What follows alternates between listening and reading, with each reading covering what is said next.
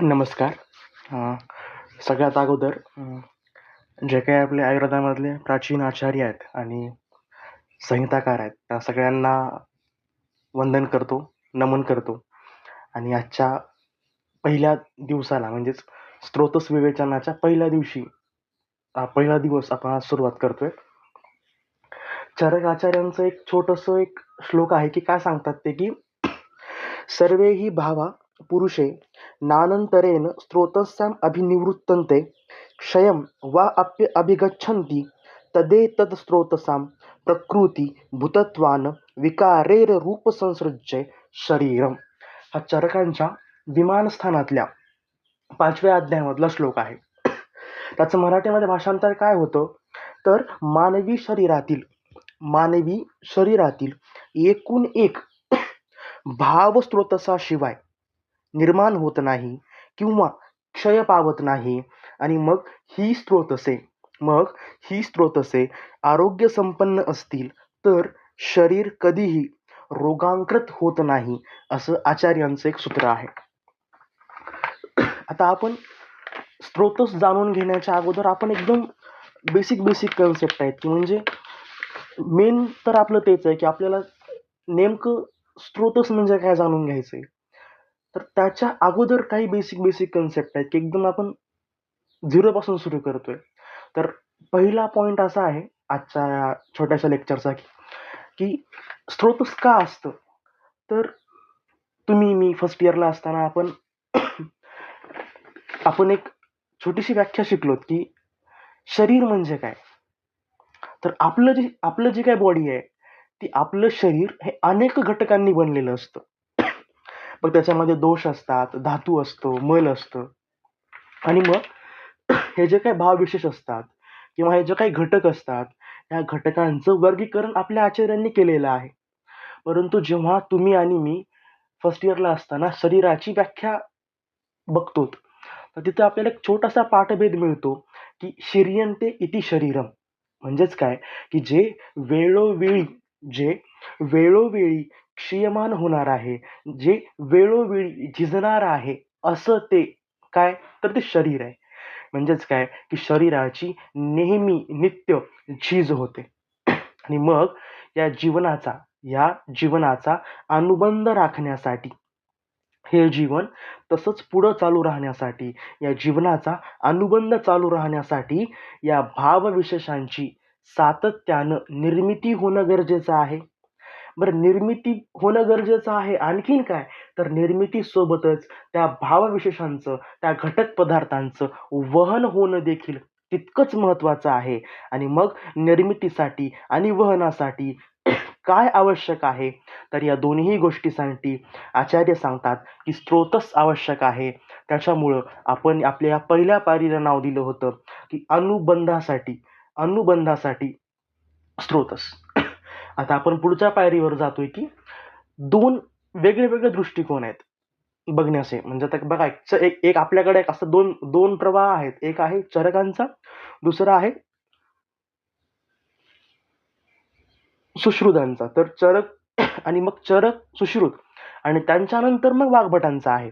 परंतु तुम्ही वाग्भट वाचल्यानंतर तुम्हाला कळून जाईल की बहुतांश चरकांचंच अनुकरण अष्टांग संग्रहामध्ये केलेलं आहे, वाग्भटांनी केलेलं आहे. आणि मग चरक असतील आणि आपले सुश्रुत असतील, या दोघांचेही स्त्रोतसाकडे बघण्याचा दृष्टिकोन हा वेगळा होता. मग तो नेमका कसा वेगळा होता आपण ते आता बघतोय की चरक आचार्यांनी स्त्रोतसांचा समावेश हा विमानस्थानामध्ये केलेला आहे. चरक आचार्यांनी स्त्रोतसांचा समावेश हा कुठे केला तर तो केला विमानस्थानामध्ये. आणि सुश्रुत आचार्यांनी मात्र शारीर स्थानामध्ये स्त्रोतसाचं विस्तृत वर्णन केलं.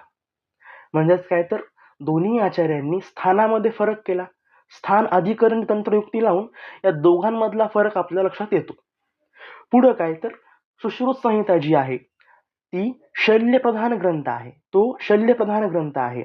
तेव्हा शारीर स्थानामध्ये सुश्रुत आचार्यांनी स्त्रोतसाचा अंतर्भाव करावा हे अगदी योग्य आहे. आणि त्यालाच अनुसरून पुढं सुश्रुत आचार्य सांगतात की स्त्रोतसांच्या मूलभागी किंवा जे काही मूलस्थान आहेत, तर त्या मूलस्थानाच्या ठिकाणी काय सांगतात, की सुश्रुताचार्य सांगतात, की स्रोतसाच्या मूल ठिकाणी आघात झाला असता कुठले कुठले लक्षणं व्यक्त होतात, त्या लक्षणाबद्दलचं विस्तृत वर्णन हे आचार्य करतात, सुश्रुताचार्य करतात. आणि त्याच्या विरुद्ध चरकाचार्य, चरक संहिता जो काही ग्रंथ आहे, जी संहिता आहे, ती कशी आहे, तर ती कायचिकित्सा प्रधान आहे. आणि मग तेव्हा आपल्याला दोषाधिकांचं ज्ञान अधिक व्हावं यासाठी चरकाचार्यांनी विमानस्थानामध्ये योजना केलेली आहे. आणि मग काय सांगतात, स्त्रोतसांमध्ये काय सांगतात ते, तर दोष, धातू, मल आणि औषध याविषयीचं विशेष ज्ञान तुम्हाला आम्हाला प्राप्त व्हावं म्हणून त्यांनी विमानस्थानामध्ये हा अध्याय ठेवलेला आहे. आणि मग त्यांनी काय सांगितलं, की चिकित्सेला अनुसरून आपल्या शरीरामध्ये एकूण स्त्रोतस किती असतात, त्यांची दृष्टी कशी होते, त्या दृष्टीची लक्षणं कोणती कोणती आहेत, त्यांची चिकित्सा काय करावी, असा संपूर्ण विचार चरकाचार्यांनी विमानस्थानाच्या 5व्या अध्यायामध्ये केलेला आहे. आतापर्यंत आपण दोन स्टेप आलेलो आहोत, की पहिली स्टेप होती की अनुबंधासाठी स्त्रोतस, दुसरी होती की दोन भिन्न दृष्टिकोन. आता आपण तिसरी पायरी चढतोय. तिसऱ्या पायरीमध्ये आपण बघतोय उत्पत्ती, निरुक्ती आणि व्याख्या. तर आपण एकदम बेसिक आहे, की फर्स्ट इयरला असताना तर मला उत्पत्ती, निरुक्ती सगळं सारखंच वाटायचं, की काय काय लिहून दिलंय, इतकसा श्लोक असतो, दोनच शब्द असतात त्याच्यामध्ये. परंतु व्युत्पत्ती, निरुक्ती आणि व्याख्या म्हणजे नेमकं काय? तर बघा, व्युत्पत्ती अर्धव, त्याला य आणि पहिला उकार. व्युत्पत्ती म्हणजे काय, तर व्याकरणाने शब्दापासून प्राप्त होणारा अर्थ म्हणजे उत्पत्ती. परत सांगतो, की व्याकरणाने शब्दापासून प्राप्त होणारा अर्थ म्हणजे व्युत्पत्ती. आणि निरुक्ती म्हणजे काय, तर निरुक्ती ही थोडीफार व्युत्पत्तीसारखीच असते, परंतु याच्यामध्ये थोडं अधिक जास्त वर्णन असतं. आता काय राहिलं, आता व्याख्या राहिली. तर व्याख्या म्हणजे काय, तर व्याख्या ही इतरांपासून व्यवच्छेद करणं, इतरांपासून वेगळेपण दाखवणं, इतरांपासून भेद दाखवण्यासाठी आपण व्याख्येचा उपयोग करतो. आणि मग या निकषावर स्त्रोतसांचा विचार केला असता स्त्रवणात स्त्रोतांशी ही व्युत्पत्ती किंवा निरुक्ती ठरू शकते. परंतु इतरांपासून भिन्नता, इतरांपासून वेगळेपण, इतरांपासून वेगळं असं काहीतरी हे इतका छोटा पाठभेद दाखवू शकत नाही.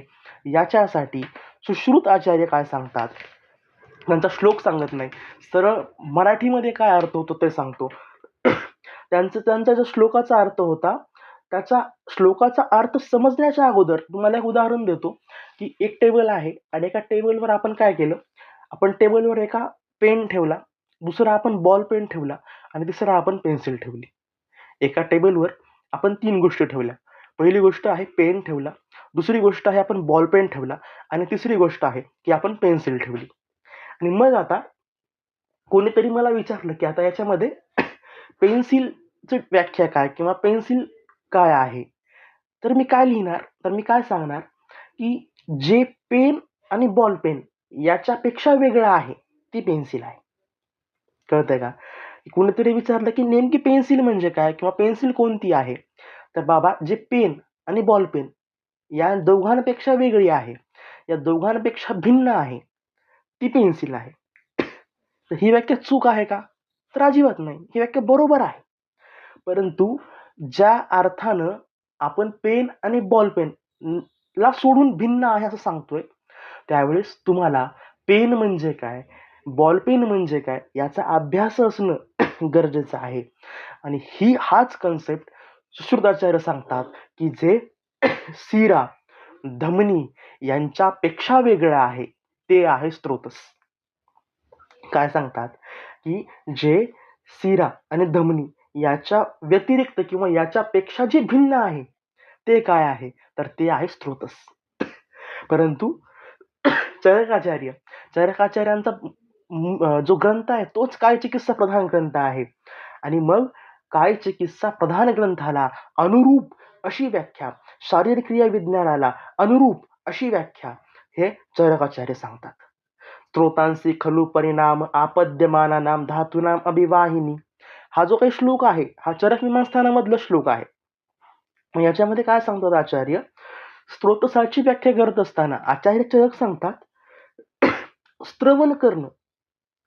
काय सांगतात की स्त्रोतस या शब्दापासून जे काही स्त्रवण करणारा आहे, जो काही अर्थ प्राप्त होतो, म्हणजेच काय स्त्रवण आणि परिणमन. परिणमनचा शाब्दिक अर्थ होतो की परिवर्तन किंवा रूपांतर. तर अशा धातूंचं म्हणजे कुठल्या धातूंचं, की जे धातू स्त्रवण करतात, ज्यांचं परिणमन होत आहे, अशा धातूंचं अभिवहन करणं हे स्त्रोतसाचा अर्थ आहे असं आचार्य सांगतात. आणि मग धमनी आणि स्त्रोतस हे शिरांचे भेद आहेत असं काही आचार्यांचं मत आहे. परंतु डल्हन याच्यावर टीका लिहितात आणि डल्हनाच्या टीकेमधले आता मी काही पॉईंट सांगतो. तर आतापर्यंत आपण 3 पायऱ्या चढल्या. पहिल्या स्टेपवर होतं की अनुबंधासाठी स्त्रोतस. पहिलं काय होतं तर अनुबंधासाठी स्त्रोतस होतं. दुसरी पायरी होती की 2 वेगवेगळे दृष्टिकोन होते. तिसरं होतं व्युत्पत्ती, निरुक्ती आणि व्याख्या. आता आपण आणखीन पुढच्या स्टेपवर जातोय. आता आपण 4थी पायरी चढतोय आणि 4थी पायरी चढत असताना आपण डल्हनांनी जी टीका लिहिली त्याच्यामधले एक मोजके 4 शब्द आहेत, 3-4 शब्द आहेत. पहिला शब्द आहे की व्यंजन अन्यवाद, मूल संनियात, कर्म वैशिष्ट्य आणि आगमात, असे 4 शब्द आपण 4थ्या पायरीवर जाणून घेणार आहोत. अशापैकी पहिला जो शब्द आहे तो आहे व्यंजन अन्यवाद. म्हणजे मला आता आठवतंय की आम्हाला फर्स्ट इयरला एक कुंदन सर नावाचे सर होते, ते आम्हाला पदार्थ विज्ञान शिकवायचे. तर तिथं म्हणजे काय शब्दशक्ती असा नावाचा काहीतरी एक प्रकार होता, शब्दशक्ती. मग शब्दशक्ती किती असतात तर त्या 3 असतात, अभिधा, लक्षणा, व्यंजना. तर तो जो पॉइंट होता ना तोच आहे, हा व्यंजना तीच आहे, शब्दशक्ती तीच आहे, त्याच्यामधला व्यंजना. मग ह्या व्यंजनाचा अर्थ काय होतो तर व्यंजनाचा अर्थ असा होतो की जो काही मुख्य अर्थ आहे, जो काही त्या शब्दाचा मुख्य अर्थ आहे तो सोडून वेगळा अर्थ घेणं म्हणजे व्यंजना आहे. तो आपला विषय नाही. आपण स्त्रोतसावरच फोकस करून आपण व्यंजन अन्यवाद इकडे आपण येतोय. काय आहे की शिरा असेल, धमनी असेल, स्त्रोतस आहेत, यांच्या रंगामध्ये भेद असल्यामुळं ते एकमेकापासून भिन्न आहेत. म्हणजे कसं की वातादी व शिरांचं अरुण, नील, लोहित असं वर्णत्व असतं. तर स्त्रोतसांसाठी स्व धातू समवर्णत्व खूप महत्वाचा पॉइंट आहे की स्त्रोतसांचा स्वधातू समवर्णत्व म्हणजेच काय तर ज्या धातूंचं तो वहन करतोय त्या धातूच्या वर्णाप्रमाणे वर्ण असणं हे स्त्रोतसांचं लक्षण आहे. ते स्त्रोतसांचं लक्षण आहे. दुसरा शब्द आहे मूलसंनियत. मूळ शिरा किती असतात तर त्या 40, धमनी किती असतात 24, तर स्त्रोतसे किती तर 22. मग हा संख्याचा भेद असल्यामुळं इथं डिफरन्शिएट होऊ शकतं. तिसरा पॉइंट आहे कर्म वैशेषात. प्रत्येकाचं कर्म वेगळं वेगळं आहे. जसं शिरा ज्या आहेत, शिरांचं काय तर अप्रतिघात, शब्द, रूप इत्यादींचं वहन करणं हे धमनीचं काम आहे. आणि मग प्राण, अन्न, उदक इत्यादींचं वहन करणं हे स्त्रोतसांचं कर्म आहे. त्याच्यामुळं शिरा, धमनी आणि स्त्रोतस हे एकमेकांपेक्षा भिन्न आहेत, एकमेकांपेक्षा ते वेगळे आहेत. आणि मग शेवटचा पॉइंट आहे की आगमात. आणि आगम नावाचं एक प्रमाण आहे. आयुर्वेद हा एक वेदाचा अंग आहे किंवा मग उपवेद असल्यामुळं आयुर्वेदाच्या जे काही आपले चरकादी ग्रंथ आहेत त्या ग्रंथांना आगम प्रामाण्य आहे. आणि म्हणजेच आगम प्रामाण्यानं आयुर्वेदाच्या सर्व संहितातील गोष्टी या सिद्ध असतात, सत्य असतात.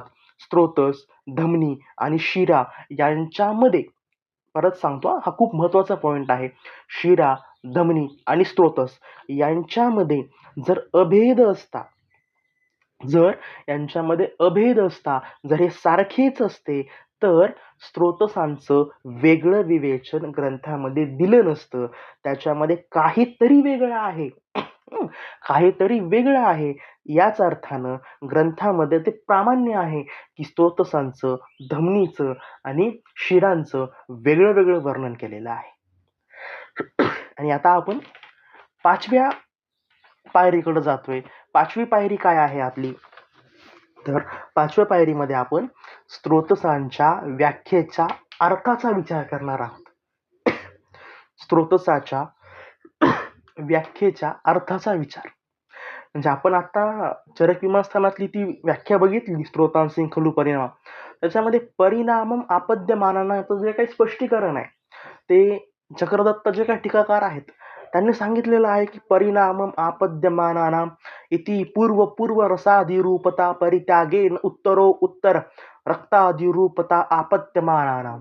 हे चक्रदत्तांनी सांगितलेलं आहे. त्यांनी काय सांगितलं की ज्याच्यामध्ये परिणमन घडून येत आहे.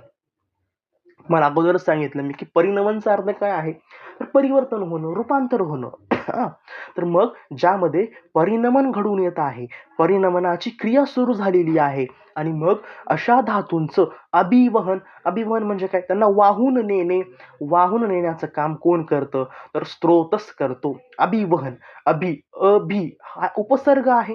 अभि हा उपसर्ग आहे आणि मग अभि या उपसर्गाचा 2 अर्थ होतात. पहिला असतो प्रति किंवा दुसरा असतो कडे. अभिवहन शब्दामध्ये अभि हा उपसर्ग आहे. उपसर्गाचा अर्थ काय आहे, प्रति किंवा कडे. आणि जे काही उरलं म्हणजे काय उरलं, वहन उरलं. त्या वहन शब्दाचा अर्थ आहे वाहून नेणे.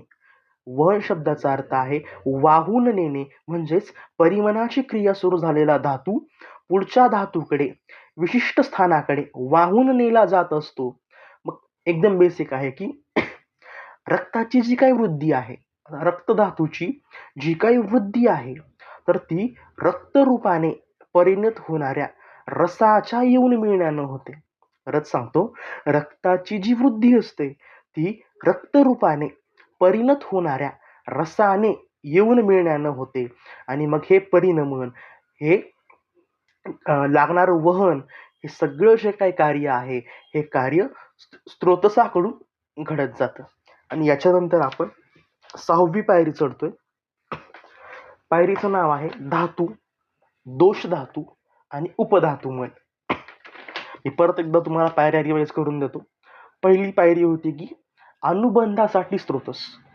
दुसरी पायरी होती की 2 भिन्न दृष्टिकोन, चरक आणि सुश्रुतांचे. तिसरं होतं की व्युत्पत्ती, निरुक्ती आणि व्याख्या. चौथी होते की 4 पॉइंट होते की व्यंजन अन्यत्वात, मूलसन्निभाव, कर्मवैशेषात, आगमात. 5वी होती की त्या स्तोत्रसाच्या व्याख्येच्या अर्थाचा विचार करायचा होता. आणि 6वी आहे धातू, दोष धातू आणि उपधातूमय.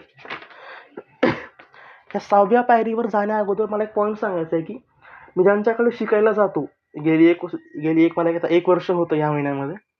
तर मी ज्यांच्याकडे शिकायला जातो, ज्यांच्याकडे मी रोज रुग्ण परीक्षण शिकतो, त्यांच्याकडे मी रोज रोगांचं निदान कसं करायचं हे शिकतो, त्या गुरुवर्यांचं एक खूप छोटं वाक्य आहे. ते सांगतात मला की तुझ्यामध्ये काय तयार झालं पाहिजे, तर तुझ्यामध्ये ती चिकित्सीय बुद्धी तयार झाली पाहिजे.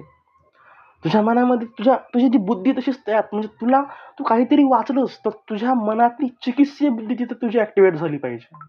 आणि मग ह्याच पॉइंटला धरून मला एक श्लोक वाचत असताना, कुठला श्लोक, तर तोच आहे की जी व्याख्या आहे स्रोतसांची, तो वाचत असताना मला एक पॉइंट, म्हणजे मला चिकित्सीय बुद्धी कशी वापर करायची त्याचा एक छोटासा तुम्हाला मी नमुना इथं दाखवतोय. की काय सांगितलं की स्त्रोतांचे खलु परिमाणम आपद्यमानानाम धातूनाम अभिवाहिनी. इतकाच पॉइंट आहे की धातूनाम अभिवाहिनी. मग काय आहे की धातूनाम अभिवाहिनी असा छोटासा पाठभेद आहे व्याख्येमध्ये. म्हणजे चरकाचार्यांच्या विमानस्थानाच्या ज्या काही स्त्रोतविमान नावाचा अध्याय, त्याच्यामध्ये धातूनाम अभिवाहिनी असा छोटासा पाठभेद आहे व्याख्येमध्ये. तर मग पण जेव्हा आम्ही स्त्रोत असं वाचतो, जेव्हा आपण फर्स्ट इयरला किंवा पेपरसाठी जेव्हा आपण अभ्यास करतो, तर त्यावेळेस आपण सुरुवात कुठून करतो, आपण प्राण, उदक, अन्न, इतकंच काय 7 धातू झाले की आपण पुरुष, स्वेद, मूत्र याचा पण आपण उल्लेख करतो. तर मग किंवा मग आता प्राणवायू आहे, तर वायू हा दोषच आहे ना, वात दोष आहे. तर मग दोष असेल, मल असेल, यांची देखील स्तोत्रसमूह वर्णन का केलेली आहे? म्हणजे सांगताना काय सांगितलं व्याख्येमध्ये? व्याख्येमध्ये तर सांगितलं की धातूनाम अभिवाहिनी. तर मग प्राणवायू आहे, तर वात दोष आहे. खाली मल, मूत्र, पुरुष, स्वेद हे तर मल आहेत. तर मग याच्यावर आपण असा विचार करू शकतो की प्राकृत अवस्थेमध्ये दोष आणि मल हे देखील शरीराचं धारण करत असल्यामुळं ते देखील धातूच आहेत. काय सांगितला? खूप महत्वाचा पॉइंट आहे की प्राकृत अवस्थेमधील दोष आणि मल हे देखील शरीराचं धारण करणारे असल्यामुळे ते धातूच होतात. हा आणि मग चरकाचार्य जिथं विकारो धातू वैषम्य हा श्लोक सांगतात, त्यातील टीकेवर म्हणजे जे काही चक्रदत्तांची जी काही टीका असेल त्याच्यामध्ये ते काय सांगतात की धातूचा अर्थ दोष, रसादी धातू आणि उपधातू असा दिलेला आहे. आणि याच्या हे दोन्ही जाऊ द्या, सगळं सोडून द्या. ज्याचा आपण गेली 2-2.5 महिने पठण केलं त्या वाग्भटांच्या पहिल्याच अध्यायामध्ये, अष्टांग हृदयाच्या सूत्रस्थानाच्या पहिल्याच अध्यायामध्ये समधातू समस्तातू श्रेष्ठा निंददी दोषाच या ठिकाणी तर वाग्भट आचार्यांनी दोषांना देखील धातूची संज्ञा दिलेली आहे. आणि मग जे काही मल आहेत त्या मलांच्या बाबतीमध्ये देखील असंच आहे की मल देखील प्राकृत अवस्थेमध्ये धातूच असतात. प्राकृत मलाचं अवष्टंभ हे कार्य आहे आणि मल हे शरीराला उपकारक असतात. त्याचा क्षय हा खूप महत्वाचा पॉइंट आहे. मलाचा क्षय हा त्यांच्या वृद्धीपेक्षा अधिक त्रासदायक असतो. परत सांगतो ती ओळ की मलाचा क्षय हा त्याच्या वृद्धीपेक्षा अधिक त्रासदायक असतो. मग आता आपलं चिंतन मलापर्यंत आले. मग आता आपण मलापर्यंत आलोय तर आपण आणखीन एक कन्सेप्ट क्लिअर करूनच जाऊ. मल आणि किट्ट. मल आणि किट्ट याला आपण बघूया डिटेलमध्ये. आता हा 7 नंबरची पायरी आहे, मल आणि किट्ट. तर काही वैद्यांच्या मते, सगळ्याच वैद्यांच्या मते नाही किंवा सगळ्याच आचार्यांच्या मते नाही, तर काही वैद्यांच्या मते बाहेर टाकल्या जाणाऱ्या मलाच्या बाहेर टाकल्या जाणाऱ्या मलाच्या बाहेर टाकण्याच्या एक क्षण अगोदर त्याला मल ही संज्ञा येते. म्हणजेच काय, तर त्याच्या अगोदर तो किट्ट रूपाने शरीरामध्ये धातू सारखंच कार्य करतो. म्हणूनच मलाला देखील धातू ही संज्ञा येते. थोडक्यात काय सांगायचंय, तर धातू म्हणजे प्राकृत अवस्थेतील घटक असा अर्थ घ्यायचा आहे. आणि मग याच्यानंतर एक भगवद्गीतेमध्ये ठीक आहे. आपण आता थोडंसं आणखीन स्त्रोतसांकडे आपण जाताना आपल्याला काही काही गोष्टी बघण्याची एकदम गरज आहे. आणि त्या बघत असताना आपण काय सांगतो की जितके मूर्तिमंत भावविशेष आहेत या पृथ्वीतलावर, या विश्वामध्ये, या लोकामध्ये, जितके मूर्तिमंत भावविशेष आहेत तितकेच स्त्रोतसे आहेत असं चरकाचार्यांनी सांगितलेलं आहे. आणि मग संपूर्ण शरीरभर पसरलेला परिणाम असलेल्या द्रवाला मूर्तिमंत द्रव्य असं म्हणतात. मग या व्याख्येप्रमाणे परत सांगतो तुम्हाला की सर्व शरीरभर पसरलेल्या परिणाम असलेल्या द्रव्याला मूर्तिमंत द्रव्य असं म्हणतात. आणि मग या व्याख्येप्रमाणे मनालाही मूर्तिमंतत्व यायला पाहिजे. म्हणजेच काय, तर मनाचंही स्त्रोत असलं पाहिजे. म्हणजे या ठिकाणी कोणी शंका घेऊ शकतं की मूर्तत्वाचा रूपत्व असणं याचा अर्थ काय, नेमकं काय अर्थ अभिप्रेत आहे. तर वायू हा कसा आहे, तर वायू हा अमूर्त आहे. मग मूर्तत्वाला रूपत्व असणं हा अर्थ जर आचार्यांना अभिप्रेत असता, तर अमूर्त अशा प्राणवायूचं स्त्रोतस त्याचं वर्णन आचार्यांनी कधीच केलं नसतं. म्हणूनच मूर्तत्वाचा सुरुवातीला आधी सांगितलेला जो अर्थ आहे तोच चरक आचार्यांना, सुश्रुत आचार्यांना, वाग्भट आचार्यांना अभिप्रेत असावा. म्हणजेच काय, आता बघा की भगवद्गीतेमध्ये सांगितलेलं आहे की सात्विक लोकांना, राजसिक लोकांना आणि तामसिक लोकांना कोणत्या प्रकारचा आहार आवडतो, या संबंधीचे काही वचने, श्लोक हे भगवद्गीतेमध्ये सांगितलेले आहेत. म्हणजे ते सांगतात की ज्या म्हणजे सात्विक लोक आहेत किंवा राजसिक लोक आहेत, तामसिक लोक आहेत, त्यांना तसाच प्रकारचा आहार आवडतो. आणि मग त्यांनी आणखीन सांगितलं की त्यावरून माणसाचा आहार कसा असावा, म्हणजे मन सात्विक तयार होतं. मग आता अशा प्रकारचा विचार करणारी अनुमानं सर्वत्र काढली जातात. आता मग याच्यामध्ये चिकित्सीय बुद्धीनं प्रश्न विचारला पाहिजे. चिकित्सीय बुद्धी इथं ॲक्टिव्हेट झाली पाहिजे, की अन्न जे खाल्लं, त्या अन्नाचा परिणाम मनावर होत असतो. त्या अन्नाचा परिणाम मनावर होत असतो, हे अनुमान या वचनांवरून निघतं, त्या श्लोकांवरून निघतं. तसंच मन ही नित्य असल्यामुळं त्याच्यावर आहार-विहाराचा किंवा आपण घेत असलेल्या औषधांचा काहीही परिणाम होत नाही, असं जर आपण म्हटलं, तर ते प्रत्यक्ष विरुद्ध आहे. आणि मग प्रत्यक्षामध्ये आहार आहे, विहार आहे, औषधी आहे, यांचा मनावर परिणाम होतोच की. छान सात्विक आहार घेतल्यानंतर फ्रेश वाटतं. जड आहार घेतल्यावर माणूस जड पडतो. कुठं छान ठिकाणी फिरायला गेलो, मन प्रसन्न होतं. कुठली एखादी औषधे घेतली तर मनावर कार्य करते. आणि मग यालाच धरून आणखीन एक पॉइंट आहे, की ओझ्याचा परिणाम हा बुद्धीपर्यंत होतो आणि ओझ हे बुद्धीचं पोषण करणारं आहे, असा आयुर्वेदामध्ये उल्लेख आहे वाग्भटांचा. तर तेव्हा सांख्यमताप्रमाणे जर बुद्धीवर देखील ओझ्याचा परिणाम होतो, तर तो मनावर देखील होत असलाच पाहिजे. कारण बुद्धीपासूनच मनाची उत्पत्ती आहे. शिवाय मन नित्य राहिल्यासच सांख्य म्हणजे मन नित्य मानल्यास सांख्यमतानुसार उन्माद असेल, अपस्मार असेल, अशा मनाच्या संबंधित रोगही व्हायला नकोत. मग रोग व्हायला नकोत, त्यांची चिकित्साही नको. तर अशा मनासंबंधीचा आयुर्वेदाचा सगळाच विचार मग व्यर्थ ठरेल. आणि मग या या सर्व कारणांनी मन जर अनित्य मानलं, तर दर्शनशास्त्राच्या आपण विरोधामध्ये जाऊ. आणि याच्याही पुढे जाऊन काय आहे, तर जे काही आपण बोलतो शब्द, ते नित्य आहेत का अनित्य आहेत, याच्यामध्ये जसा वाद आहे, तसा हा वाद पेटायचे चान्सेस असतात.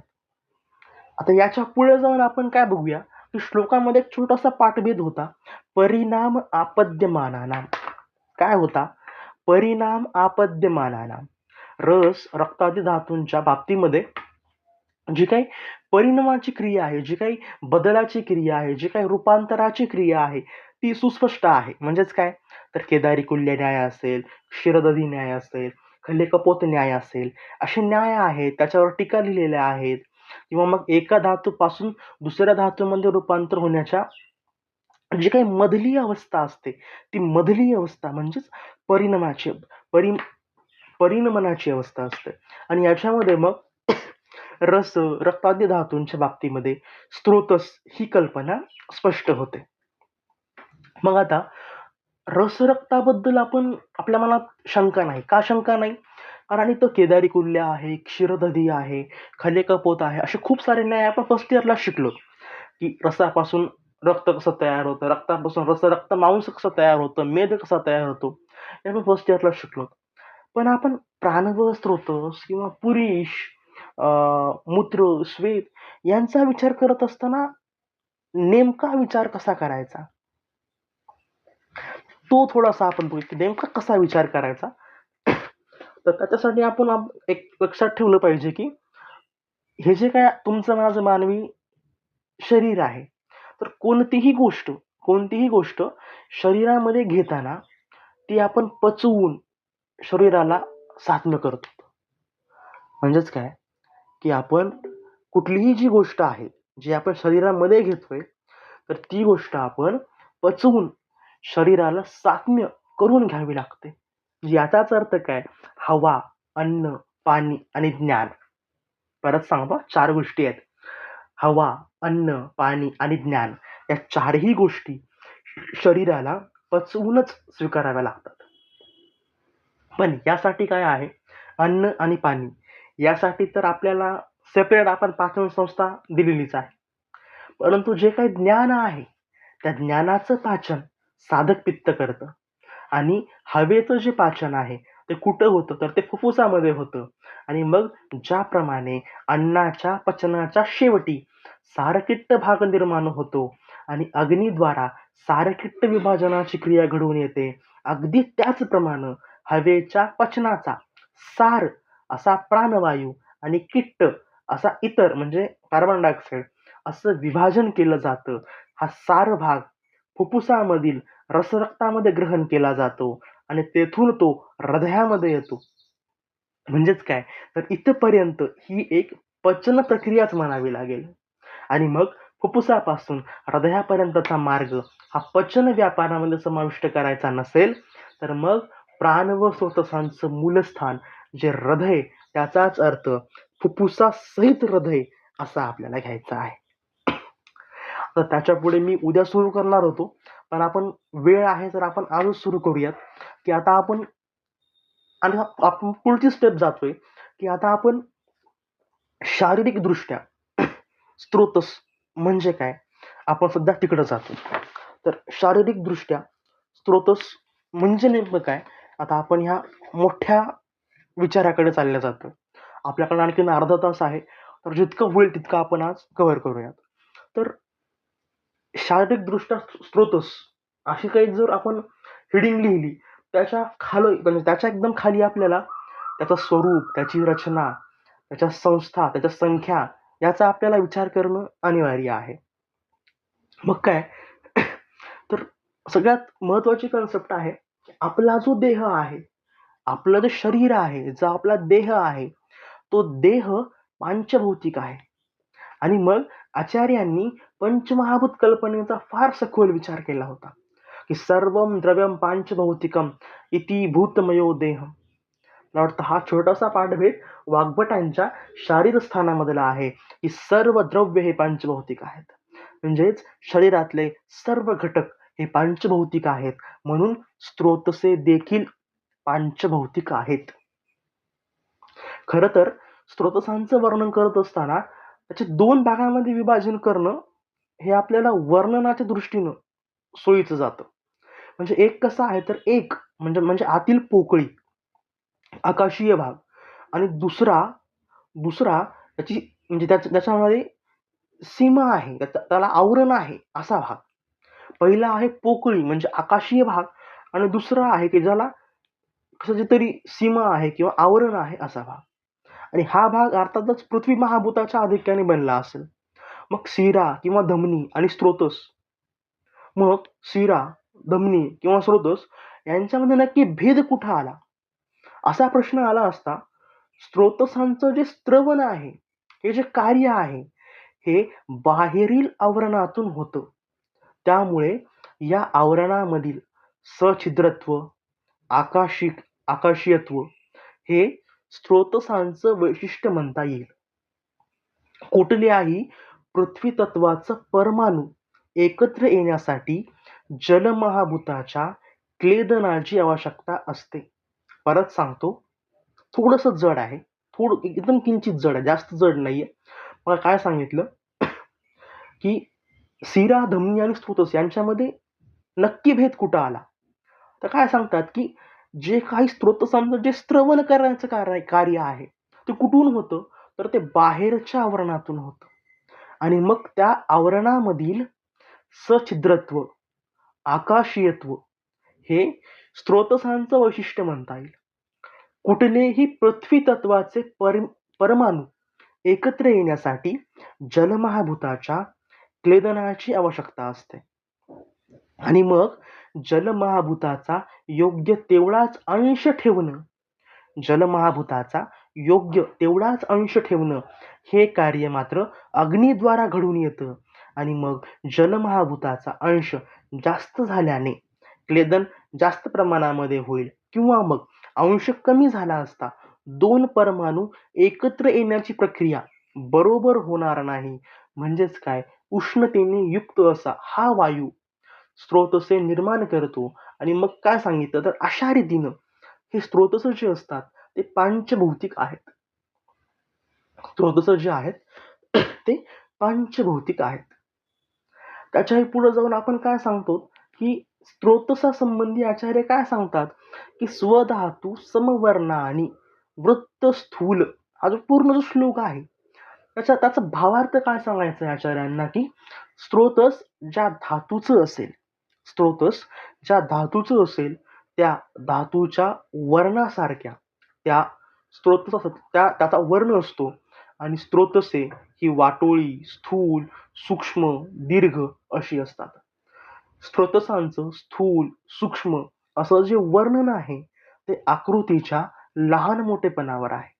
मग ते महास्त्रोतस, पुरीश्व स्त्रोतस यांची मूलस्थाने का होईनात, पण ती दिसण्यासारखी आहेत. स्त्रोतस, हृदय ही शरीरभर पसरलेली आहेत. ही शरीरभर पसरलेली आहेत. आणि मग सूक्ष्मत्मा त्याचं जे काही सूक्ष्मपणा आहे त्याच्यामुळे शवविच्छेदनामध्ये त्याचं प्रत्यक्ष प्रमाण आपल्याला दिसत नाही, खूप सूक्ष्म असल्यामुळे.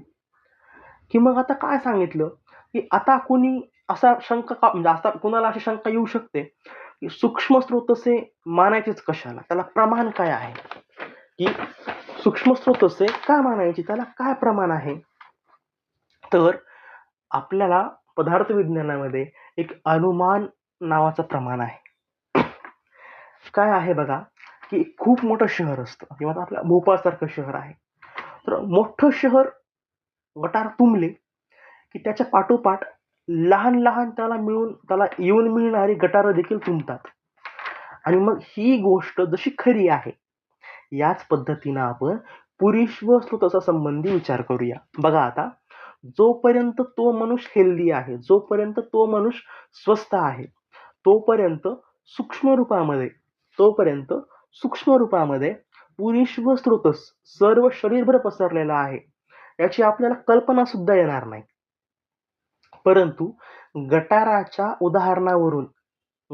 उदाहरणावरून जे काही सकृत वेग विधारणामुळे काय लक्षणं होतात, तर तो अष्टांग अध्यायामध्ये आपण बघितलं 4थ्या अध्यायामध्ये की शकृतम पिंडक उद्वेष्टम प्रतिशाय शिरोरुज ऊर्ध्ववायू परिकरतो हृदय उत्सपराध. तो का जो पूर्ण श्लोक होता, मला वाटतं सूत्रस्थानातल्या 4थ्या अध्यायामधला 4 आणि 5 असा काहीतरी नंबरचा तो श्लोक आहे. तर तिथं पूर्ववत म्हणजे काय, तर अधोवाताच्या अवरोधामुळे उत्पन्न होणारा कुठले रोग, तर गुल्म आहे, उदावर्त आहे, क्लम आहे, हे रोग उत्पन्न होतात. मग या रोगाची उत्पत्ती स्त्रोतस या कल्पनेमुळे लावता येते. म्हणजेच मूळ शकृताचा अवरोध झाल्याने सर्व शरीरभर पसरलेल्या अगदी मस्तकात असलेल्या सूक्ष्म पुरीश्व स्त्रोतसामध्ये मलाची संचिती होते. अर्थातच ही पोषक मलाची संचिती आहे आणि पोष्यमल हा स्थूल अंतरामध्ये तयार होतो. आणि मग अशा संचितीमुळे मस्तकामध्ये वेदना उत्पन्न होते. जर अशा व्यक्तीमध्ये मांसधातू अबल असेल तर ती संचिती प्रतिशाय या रूपानं बाहेर काढण्याचा शरीर प्रयत्न करत असते. मग यावरून मस्तकापर्यंत पुरीश्व स्त्रोतसांची व्याप्ती आहे. म्हणजे सकृत अवरोध म्हणजे काय, पुरुष अवरोधाने शिरोरुजा उत्पन्न होते. म्हणजे तेच आहे की ज्याप्रमाणे मोठे गटार तुंबले असताना लहान गटार तुंबले असं आपण अनुमान काढत असताना की जे कोणी आक्षेप घेईल या पद्धतीनं, तर सर्व शरीरामध्ये सूक्ष्म रीतीनं स्त्रोतस आहेत आणि हे सिद्ध होत नाही, तर फक्त मस्तकात आहे हे सिद्ध होतं. तर याला उत्तर असं आहे मित्रांनो की गुल्म, उदावर्त, शिरोवेदना इत्यादी व्याधींची उपेक्षा केल्यास सर्व शरीरामध्ये वेदना निर्माण होऊ शकतात. शिवाय पुरुषाचं अवरोध उत्पन्न केला तर पिंडिका उद्वेष्टन हे देखील लक्षण येते. तर अधोवादाचा जर अवरोध केला तर रुख हे लक्षण येतं. तर या सगळ्याच गोष्टीवरून स्त्रोतस ही अगदी सूक्ष्म रूपानं संपूर्ण शरीरामध्ये पसरलेली आहेत असं अनुमान काढता येतं.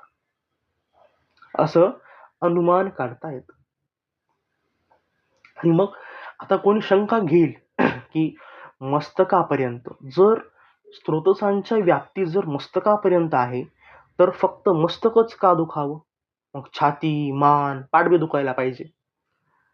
तर स्थान बलत्व याचं कारण आहे. कारण काय आहे? स्थान बलत्व म्हणजे काय? तर शकृत म्हणजे पुरुषाच्या दृष्टीने मस्तक हे स्थान छाती, मान याच्यापेक्षा जास्त अबल आहे असं मानलं तरी अडचण दूर होऊ शकते.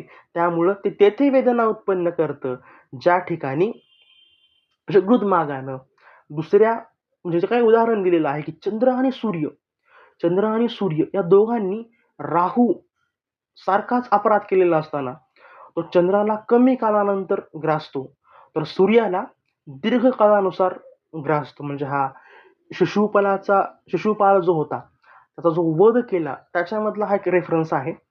चंद्र आणि सूर्य या दोघांनीही राहूला सारखाच अपराध केलेला असताना देखील तो चंद्राला कमी काला म्हणजे लवकर ग्रासतो, तर तो सूर्याला दीर्घकाळानं ग्रासतो. हा एक उदाहरण आहे बरं. मग दुसरं असं की स्थानाचं बल आणि अबलत्व स्थानाचं बल आणि अबलत्व हे इथं मॅटर करतं. त्याचं इथं महत्व आहे की त्याच्यामध्ये किती बल आहे आणि किती अबल आहे. तर आता पुढं आहे की स्त्रोतसंख्या. तर मला वाटतं की स्त्रोतसंख्या आपण उद्या बघूया, कारण एकदा स्त्रोतसंख्या सुरू केलं की आपण सरळ उद्या मग प्राणवह, उदकवह, अन्नवहला सुरुवात करून आपण बऱ्यापैकी दुसऱ्या दिवशी आपण कंप्लीट करू. आणि जेव्हा शेवटचा दिवस असेल शनिवारी, त्या दिवशी मात्र आपण आणखीन जास्त डीपमध्ये जाऊन स्त्रोतसाबद्दल निर्माण होणाऱ्या व्याधी, त्याच्यावर उपयुक्त असे कल्प किंवा नेमकी चिकित्सा कशी करायला पाहिजे, आपण ते तिसऱ्या दिवशी बघूयात. आणि उद्या आपण फक्त स्त्रोतसांना आणखीन जास्त जाणून घेऊयात.